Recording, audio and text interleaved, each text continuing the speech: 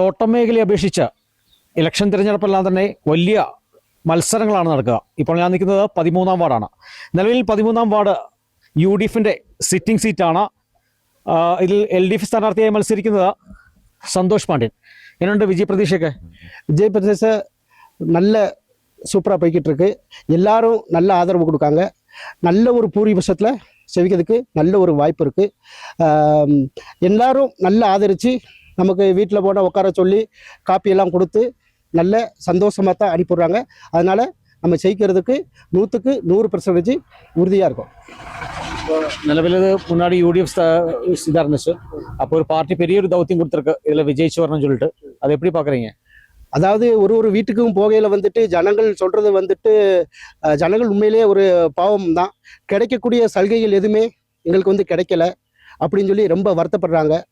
அதனால நமக்கு அதெல்லாம் ஓட்டாக மாறும் அப்படிங்கிற ஒரு நம்பிக்கை இருக்குது. கண்டிப்பான முறையில் செவிக்கிறதுக்கு நல்ல ஒரு வாய்ப்பு இருக்குது. முன்னாடி நீங்கள் வார்டு மெம்பராக இருந்தீங்களா? ஆமாம். எங்கே? நான் முன்னாடி லட்சுமி 15ஆம் வார்டில் மெம்பராக தான் இருந்தேன். பஞ்சாயத்துலேருந்து கிடைக்கக்கூடிய அனுகூலங்கள் எல்லாமே, அது லேப்டாப்பாக இருந்தாலும் சரி, கட்டலாக இருந்தாலும் சரி, கம்பளியாக இருந்தாலும் சரி, இடமா இருந்தாலும் சரி, ஆளுகளுக்கு கிடைக்கக்கூடிய எல்லா சலுகைகளும் நாம் போய் கொடுத்துருக்குறோம். அது மட்டும் இல்லை, எனக்கு முன்னாடி என்னோடய ஒய்ஃப் தான் இருந்தாங்க. 10 வருஷமாக காலமாக இந்த பொது வேலையில் தான் நம்ம இருக்கோம். அதனால நமக்குள்ள வேலையை பார்த்து நமக்கு இந்த சீட்டை கொடுத்து நம்மளை நிற்கிறதுக்கு பார்ட்டியிலேருந்து நம்மளை ஏற்றிருப்பாங்க. அந்த பொறுப்பை ஏற்றெடுத்து மக்கள் உறுதியாக இருக்காங்க. நல்ல ஒரு வாய்ப்பு இருக்குது, செவிக்கிறதுக்குள்ள வாய்ப்பு இருக்குது.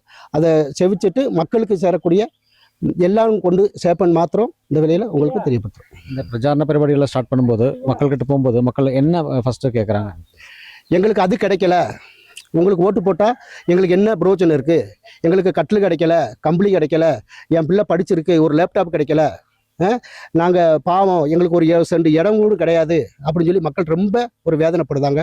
அதெல்லாம் பஞ்சாயத்தில் இருக்கக்கூடிய விகசனங்கள்லாம் கொண்டு போய் அவங்க வேதனையெல்லாம் மாற்றுறதுக்கு உறுதியாக நான் இருக்கேன். இப்போது இந்த வார்டில் நீங்கள் ஜெயிச்சிட்டிங்கன்னா ஃபஸ்ட்டு இந்த மக்களுக்கு என்ன செய்ய தாற்பயப்படுறீங்க? அதாவது இந்த வார்டில் செவிச்சோன்னா பஞ்சாயத்தில் எந்த பரண சமிதி அப்படின்னு சொல்லி தெரியல. பரண சமிதியில் நமக்கு பஞ்சாயத்தில் கிடைக்கக்கூடிய என்ன அனுகூலியம் இருந்தாலும் சரி, அதை வந்துட்டு மக்களுக்கு நேராக கொண்டு போய் வீட்டில் கொண்டு போய் கொடுக்கறதுக்கு நான் தாற்பயப்படுறேன். 100% விஜயம் தானேயானோ? 100க்கு 200% விஜயம் தான். அதில் எந்த ஒரு மாற்றமும் இல்லை. மக்கள் மனசில் ரொம்ப ஒரு வருத்தம் இருக்குது. கழிஞ்ச 5 வருஷ காலமாக மக்கள் ரொம்ப ஒரு வேதனையில் இருக்காங்க. அதனால நமக்கு 100க்கு 100% നമുക്ക് വിജയം ഉറപ്പായിരിക്കും.